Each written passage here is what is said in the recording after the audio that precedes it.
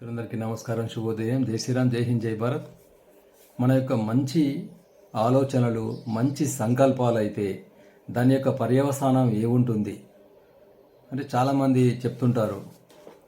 ప్రామాణిక గ్రంథాలైనటువంటి భారత, రామాయణ, భగవద్గీతలను ఉదహరిస్తూ మంచి ఆలోచనలు కలిగి ఉండాలి. మంచి ఆలోచనలు కలిగి ఉన్నప్పుడు మనిషి మంచిగా తయారు కావడం జరుగుతుంది. వాళ్ళ సంకల్పాలు బాగుంటే మన చుట్టూ ఉన్నటువంటి వాళ్ళు కూడా బాగుంటారు. చుట్టూ ఉన్నటువంటి అందరు బాగుంటే ప్రపంచమంతా బాగుంటుంది అనేటువంటిది. అంటే మంచి ఆలోచనలు, మంచి సంకల్పాలకు ఎంత శక్తి ఉంటుందో ఒకసారి కేవలం ఆలోచన శక్తి మాత్రమే. అయితే దీనికి సంబంధించినటువంటి ఒక చిన్న కథ ఉంది. అది సోషల్ మీడియాలో రావడం జరిగింది. అది మీ ముందుకు తీసుకొస్తాను. అయితే ఒక జ్యోతిష్కుడు ఉండేటువంటి వాడు. ఆ జ్యోతిష్కుడు చాలా సుప్రసిద్ధమైనటువంటి జ్యోతిష్కుడు. కానీ సాధారణ జీవితం గడుపుతూ కానీ అతని జాతకంలో ఏమాత్రం కూడా పుల్లుపోకుండా ఉండేటువంటిది, ఒక ఎంటిక వందం కూడా, ఎంటుక వాసి కూడా తప్పు ఉండేటువంటిది కాదు. అంత సుప్రసిద్ధమైనటువంటి జాతకం చెప్పేటువంటి వాడు. అయితే ఆయన యొక్క ఖ్యాతి ఆ నోట ఈ నోట ఒక సాధారణమైనటువంటి ఒక రైతుకు చేరింది. ఒక చిన్న ఊర్లో ఉన్నటువంటి రైతుకు చేరింది.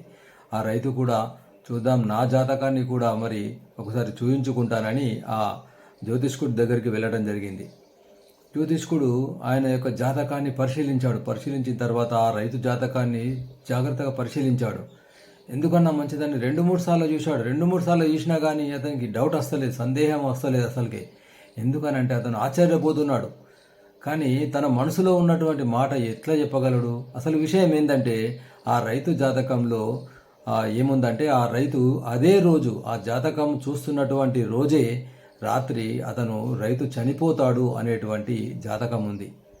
కానీ చనిపోయేటువంటి వార్త, మరణ వార్త ఏ విధంగా చెప్తాడు జ్యోతిష్కుడు? ఎన్నో జాతకాలు, ఎన్ని కఠినమైన సమస్యలు చెప్పగలను. సాక్షాత్తు నువ్వు ఈరోజు రాత్రికి చనిపోతాడు అంటే ఎవరికైనా బాధ ఉండదా?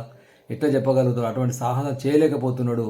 చివరికి ఆలోచించి, నాకు చాలా పని ఉంది ఈరోజు, నీవు వీలైతే వీలు కలిగితే రేపు ఉదయం రా, అప్పుడు నీ జాతకాన్ని చెప్తాను అని చెప్పాడు. సరే అని ఆ రైతు ఆ జ్యోతిష్కుడి పైన నమ్మకం ఉంచి, సరే ఈ ఒక్కరోజుకి ఏమొచ్చింది, రేపు ఉదయం వస్తానని వెళ్ళిపోతాడు.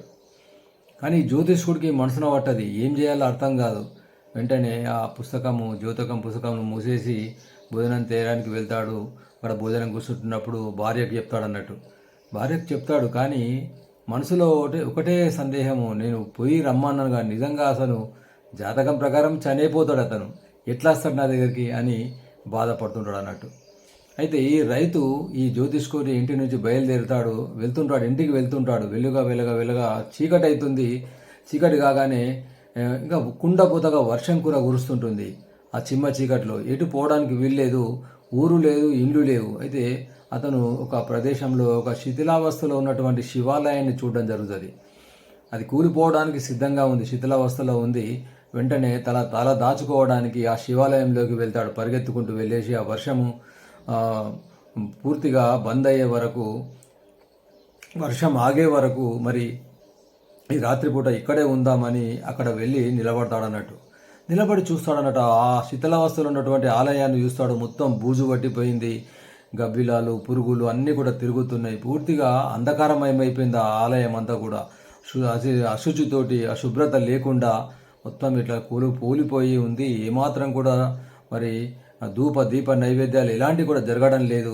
పూర్తిగా అశుభ్రత రూపంలో ఉంది, ఎవరు కూడా వెళ్ళడం లేదు. అయితే వెంటనే ఈ ఆలయం ఎంత బాగుంటే ఎంత బాగుంటుంది, అసలు శుభ్రంగా ఉంటే ఎంత బాగుంటుంది, ఈ బూజు, ఈ పురుగులు, ఈ గబ్బిలాలు అన్నీ కూడా శుభ్రం చేస్తే ఎంత బాగుంటుంది, అసలు ఎంత మంచిగా శుభ్రం చేసిన తర్వాత ఈ ఆలయాన్ని మళ్ళీ నిర్మిస్తే ఎంత బాగుంటుంది, ఏ విధంగా నిర్మించాలి, ఈ ఆలయం గోపురం ఎలా ఉండాలి, ఈ స్తంభాలు ఏ విధంగా ఉండాలి, ఇవన్నీ కూడా ఈ శిల్పకారుని ఎవరిని తీసుకురావాలి, ఎంత అందంగా తీర్చిదిద్దితే ఆ ఆలయానికి శోభ వస్తుంది.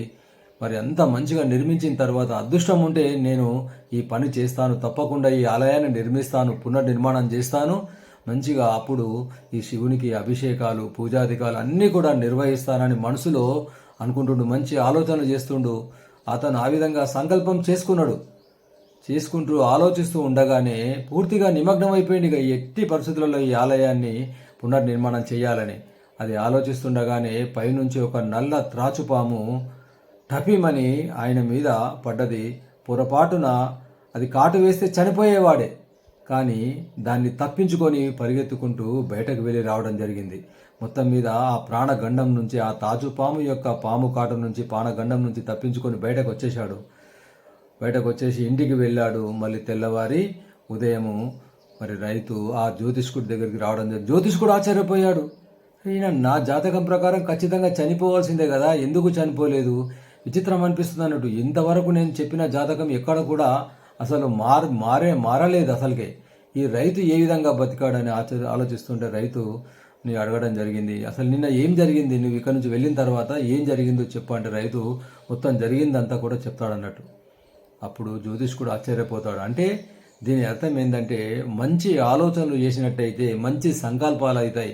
మంచి సంకల్పం పూనుకుంటే ఖచ్చితంగా అది మంచి పర్యవసానానికి దారితీస్తుంది. మనం బాగుంటాము, మన చుట్టూ బాగుంటుంది, ప్రపంచం అంతా కూడా బాగుంటుంది అనేటువంటి ఇది సందేశాన్ని ఇస్తుంది ఈ చిన్న కథ. చిన్న కథనే కావచ్చు, కానీ ఇందులో ఎంత గొప్ప సందేశం ఉందనేటువంటిది. కాబట్టి మనందరము మంచి ఆలోచనలతోటి ఎదుటి వాళ్ళలో మంచిని చూసే ప్రయత్నం చేయాలి, మంచినే నిర్వర్తించేటువంటి పని చేయాలి నిరంతరం కూడా. ఆ విధంగా కోరుకుంటూ మరి ఈ చిన్న కథ మీకు నచ్చినట్టయితే అందరికీ షేర్ చేయండి. మరి ధర్మం కోసం, దేశం కోసం, హిందూ సంస్కృతి వైభవం కోసం ఈ యొక్క ఛానల్ను సబ్స్క్రైబ్ చేయాలని కోరుతూ అందరికీ జై శ్రీరామ్.